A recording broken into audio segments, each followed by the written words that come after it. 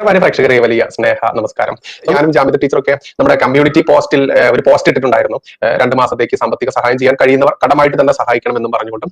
പക്ഷേ അതിലേക്ക് ഒരുപാട് ആളുകൾ കടമായിട്ടല്ലാതെ തന്നെ നമ്മളോടുള്ള സ്നേഹം കൊണ്ടും നമ്മളോടുള്ള ആത്മാർത്ഥത കൊണ്ടും സഹായിക്കാൻ വേണ്ടി തന്നെ ഒരുപാട് ആളുകൾ മുന്നോട്ട് വരുന്നുണ്ട്. അപ്പോൾ നമ്മൾക്ക് ഈ ഒരു മേഖലയുമായി ബന്ധപ്പെട്ട് നമ്മൾ പ്രവർത്തിക്കൽ തുടങ്ങിയത് കൊണ്ട് തന്നെ നമ്മൾക്ക് ബന്ധുക്കളോ അതല്ലെങ്കിൽ സുഹൃത്തുക്കളോ ഇല്ല എന്നുള്ളതാണ് സത്യം. അത്തരത്തിൽ നമ്മുടെ ഈ ചാനൽ മേഖലയിലുള്ള അതല്ലെങ്കിൽ നമ്മളോട് സ്നേഹമുള്ള നമ്മുടെ സംഘബന്ധുക്കൾ തന്നെയാണ് നമ്മുടെ ബന്ധുക്കളും സുഹൃത്തുക്കളും. അതുകൊണ്ട് തന്നെയാണ് നമുക്ക് പുറത്ത് ഒരാളോട് ഒരു രൂപ കടം ചോദിക്കാനോ അതല്ലെങ്കിൽ ഒരു രൂപ സഹായിക്കണമെന്ന് പറയാനോ പറ്റാത്തത്. അതുകൊണ്ട് തന്നെയാണ് നമ്മൾ ഈ ചാനലിലൂടെ പല കാര്യങ്ങൾ നിങ്ങളുടെ മുമ്പിൽ അവതരിപ്പിക്കുന്നതും ആവശ്യപ്പെടുന്നതും. അതുകൊണ്ട് തന്നെ ഈ എന്ത് കാര്യമുണ്ടെങ്കിലും നിങ്ങളുമായിട്ട് മാത്രമേ നമ്മൾക്ക് ഇത് ഷെയർ ചെയ്യാനായിട്ട് ഉള്ളൂ എന്നതാണ് സത്യം. കാരണം നമ്മൾ ഈ ചാനൽ മേഖലയിലേക്ക് വന്നതുകൊണ്ട് തന്നെ നമ്മുടെ ബന്ധുക്കളായാലും നമ്മുടെ സുഹൃത്തുക്കളായാലും നാട്ടുകാരായാലും നിങ്ങൾക്ക് അറിയാലോ, പ്രത്യേകിച്ച് ഞാൻ ജീവിക്കുന്നതൊക്കെ പെറ്റു വളർന്ന് ജീവിക്കുന്നത് മലപ്പുറം ജില്ലയിലാണ്, നിലമ്പൂർ സ്വദേശിയാണ്. അതുകൊണ്ട് തന്നെ എത്രത്തോളം ആയിരിക്കും ഇവരുടെയൊക്കെ ആ ഒരു ശത്രുത മനോഭാവം എന്നറിയാമല്ലോ. അതുകൊണ്ട് മാന്യ പ്രേക്ഷകർ തന്നെയാണ്, സംഘബന്ധുക്കൾ തന്നെയാണ് എന്റെ സുഹൃത്തുക്കൾ, എന്റെ ബന്ധുക്കൾ. അതുകൊണ്ട് എനിക്കൊരു തളർച്ച വന്നു കഴിഞ്ഞാൽ നിങ്ങളോട് മാത്രമാണ് അഭ്യർത്ഥിക്കുക. അപ്പോൾ ജാമിദ ടീച്ചറും തന്നെ എന്റെ ബുദ്ധിമുട്ട് കണ്ടിട്ട് ടീച്ചറും കമ്മ്യൂണിറ്റി പോസ്റ്റ് ആയിട്ട് ഇട്ടിട്ടുണ്ടായിരുന്നു, ബൈജുവിനെ സഹായിക്കാൻ പറ്റുന്നവർ സഹായിക്കുക എന്ന് പറഞ്ഞിട്ട്. അപ്പൊ നമുക്ക് ചോദിക്കാനുള്ളത് നമ്മുടെ സുഹൃത്തുക്കളോടും ബന്ധുക്കളോടുമാണ്. എന്റെ സുഹൃത്തുക്കളും എന്റെ ബന്ധുക്കളും എന്റെ ചാനൽ പ്രേക്ഷകർ തന്നെയാണ്. അപ്പൊ അത് കണ്ടുകൊണ്ടാണ് ജാമിദ ടീച്ചറും കമ്മ്യൂണിറ്റിയിൽ ഒരു പോസ്റ്റ് ഇട്ടത്. അപ്പൊ ഇതിന്റെ ആദ്യ കമന്റ് ആയിട്ട് ഹെൽപ്പ് ചെയ്യാനുള്ള അക്കൗണ്ട് നമ്പറും ഡീറ്റെയിൽസും കൊടുക്കുന്നുണ്ട്. വീണ്ടും പറയാം, എനിക്ക് എന്റെ വ്യക്തമായുള്ള കാര്യങ്ങൾ, അത് സഹായമായാലും അപേക്ഷയായാലും എല്ലാം എനിക്ക് വെക്കാനുള്ളത് മാന്യ പ്രേക്ഷകർക്ക് മുൻപിലാണ്. കാരണം എന്റെ സുഹൃത്തുക്കളായാലും എന്റെ ബന്ധുക്കളായാലും അതെല്ലാം എന്റെ ഈ ചാനൽ പ്രേക്ഷകർ തന്നെയാണ്. അതിലേക്ക് എന്റെ ബന്ധുക്കളായാലും എന്റെ സുഹൃത്തുക്കളായാലും എന്നെ വിട്ടുപോയത് ഈ ഒരു പച്ചയായ യാഥാർത്ഥ്യങ്ങൾ പച്ചയ്ക്ക് പറയുന്നത് കൊണ്ട് തന്നെയാണ്. അതുകൊണ്ട് സഹായിക്കാൻ പറ്റുന്നവർ ആദ്യ കമന്റ് വാച്ച് ചെയ്യുക, ആദ്യം പിൻ ചെയ്ത് വെച്ച കമന്റ് നോക്കുക എന്ന് മാത്രം വീണ്ടും അഭ്യർത്ഥിച്ചുകൊള്ളട്ടെ. നന്ദി, നമസ്കാരം, ജയ് ഹിന്ദ്, ജയ് ശ്രീറാം. നമസ്കാരം സുഹൃത്തുക്കളെ. വ്യാജ ചരിത്ര സൃഷ്ടിയെക്കുറിച്ച് നാം പല കഥകളും കേട്ടിട്ടുണ്ട്. വ്യക്തികളെ തമസ്കരിക്കാനോ വ്യക്തികളെ വെള്ളപൂശാനോ അതുവഴി ചരിത്രത്തെ മാറ്റിമറിക്കാനോ ഒക്കെയാണ് ഈ നിർമ്മിതി നടക്കുന്നത്. അങ്ങനെ പല ചരിത്രങ്ങളും, പല രാഷ്ട്രങ്ങളുടെ ചരിത്രങ്ങളും വ്യക്തികളുടെ ചരിത്രങ്ങളും തമസ്കരിക്കപ്പെടുകയും വക്രീകരിക്കപ്പെടുകയും വെള്ളപൂശപ്പെടുകയും ഒക്കെ ചെയ്തിട്ടുണ്ട്. ഒരു രാഷ്ട്രത്തിന്റെ ചരിത്രത്തെ മാറ്റിമറിക്കാൻ, ആ ജനതയുടെ ആത്മവിശ്വാസത്തെ തകർക്കാൻ ഒക്കെയും ചരിത്രം പുനഃസൃഷ്ടിക്കപ്പെടുകയും തമസ്കരിക്കപ്പെടുകയും ഒക്കെ ചെയ്യാറുണ്ട്. അങ്ങനെ നമ്മുടെ ചരിത്രത്തിലേക്ക് വരച്ചു ചേർക്കപ്പെട്ട ഒരു കഥാപാത്രത്തിന്റെ കാര്യമാണ് ഞാനിപ്പോൾ നിങ്ങളോട് പറയുന്നത്. ഇത് ഇന്നത്തെ ഒരു വാർത്തയാണ്. ദിലീപ് മണ്ഡൽ എന്ന ഹിന്ദു നാമധാരിയായ എഴുത്തുകാരനും ആക്ടിവിസ്റ്റുമായ ഒരു മനുഷ്യൻ ഇന്ന് എക്സിൽ കുറിച്ചിരിക്കുന്നതാണ് അദ്ദേഹത്തിന്റെ ഒരു കുറ്റസമ്മതം. അത് ഫാത്തിമ ഷെയ്ഖ് എന്ന ഒരു ചരിത്ര വ്യക്തിയെ പറ്റിയുള്ളതാണ്. അത് കേൾക്കുക. Confession: I had created a myth or a fabricated character and named her Fatima Sheikh. Please forgive me. The truth is that Fatima Sheikh never existed. She is not a historical figure, not a real person. It is my mistake that during a particular phase I created this name. അങ്ങനെ ആ tweet തുടരുകയാണ്.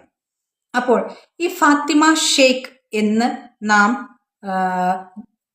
ഇപ്പോൾ ഗൂഗിളിൽ search ചെയ്തിട്ടുണ്ടെങ്കിൽ എന്താണ് ലഭിക്കുക എന്ന് അറിയാമോ? ഈ ഫാത്തിമ ഷെയ്ഖ് ഭാരതത്തിലെ ആദ്യ മുസ്ലിം സ്കൂൾ അധ്യാപിക എന്നാണ് ഗൂഗിൾ നമ്മോട് പറയുന്നത്. 9 ജനുവരി 1831 ജനിച്ചു, ഒക്ടോബർ 1900 മരിച്ചു എന്നാണ് പറയുന്നത്. ഒരു ഇന്ത്യൻ അധ്യാപികയും സാമൂഹ്യ പരിഷ്കർത്താവും ആയിരുന്നു. അവർ സാമൂഹ്യ പരിഷ്കർത്താവായ ജ്യോതിറാവു ഫുലെയുടെയും സാവിത്രിബായി ഫുലെയുടെയും സഹപ്രവർത്തകയായിരുന്നു. ഇന്ത്യയിലെ ആദ്യത്തെ മുസ്ലിം വനിതാ അധ്യാപികയായി ഇവർ പരക്കെ കണക്കാക്കപ്പെടുന്നു. ജീവചരിത്രത്തിൽ പറയുന്നത് മിയാൻ ഉസ്മാൻ ഷെയ്ഖിന്റെ സഹോദരിയായിരുന്നു ഫാത്തിമ ഷെയ്ഖ്. അദ്ദേഹത്തിന്റെ വീട്ടിൽ ജ്യോതിറാവു സാവിത്രിബായി ഫുലെയും താമസിച്ചു. ശ്രദ്ധിക്കണം, ഈ ഫാത്തിമ ഷെയ്ഖിന്റെ വീട്ടിലാണ് ജ്യോതിറാവുവും സാവിത്രിബായി ഫുലെയും താമസിച്ചത് എന്ന്. ആധുനിക ഇന്ത്യയിലെ ആദ്യത്തെ മുസ്ലിം വനിതാ അധ്യാപകരിൽ ഒരാളായ അവർ ഫൂൾസ് സ്കൂളിൽ ബഹുജൻ കുട്ടികളെ പഠിപ്പിക്കാൻ തുടങ്ങി.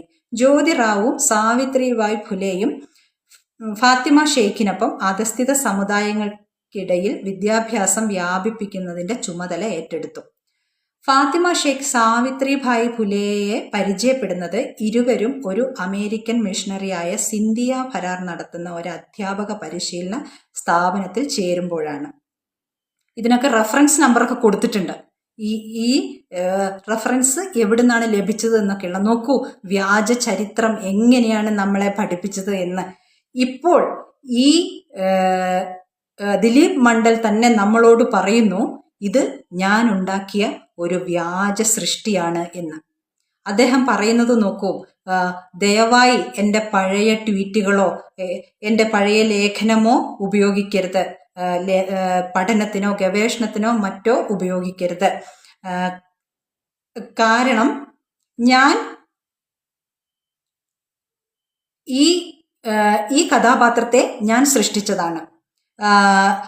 ഈ ഫാത്തിമ ഷെയ്ഖിന്റെ പേര് ജ്യോതിബായ് ഫുലെയുടെയോ സാവിത്രിബായ് ഫുലെയുടെയോ പൂർണ്ണമായ രചനകൾ എന്ന പുസ്തകമൊക്കെ പ്രസിദ്ധീകരിച്ചിട്ടുണ്ട്. അതിൻ്റെ കൂടെ ഇവരുടെ പേര് കാണാൻ കഴിയുകയില്ല.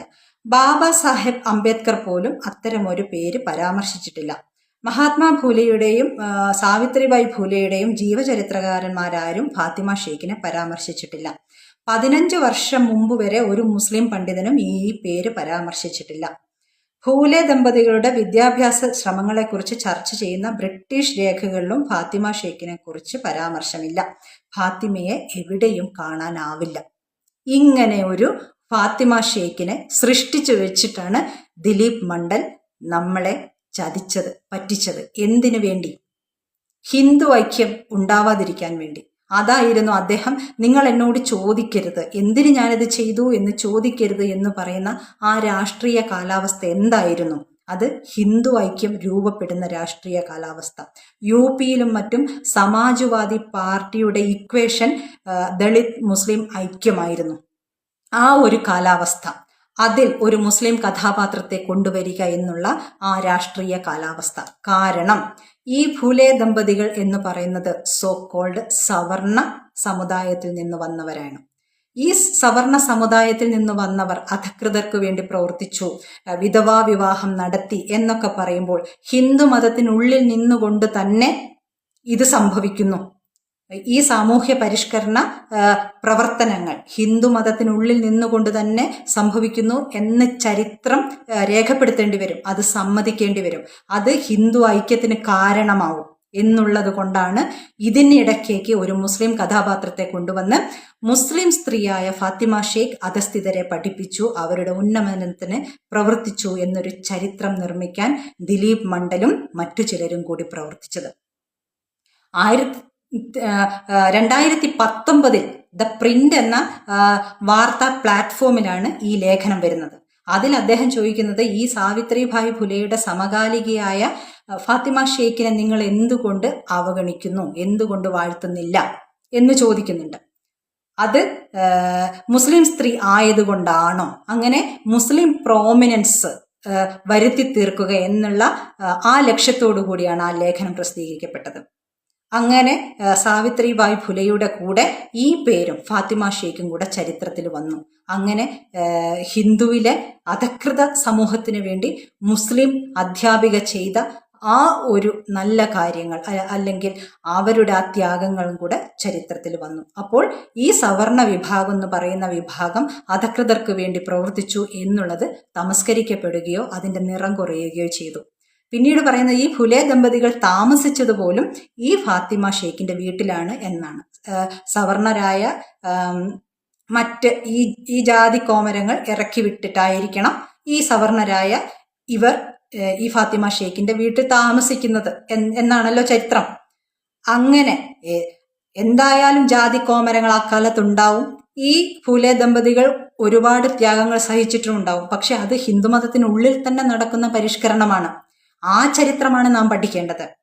അതിനു പകരം അതിനു കൂടെ ഏച്ചു കെട്ടി എന്തിനാണ് ഒരു മുസ്ലിം കഥാപാത്രത്തെ വരച്ചു ചേർത്തിരിക്കുന്നത്?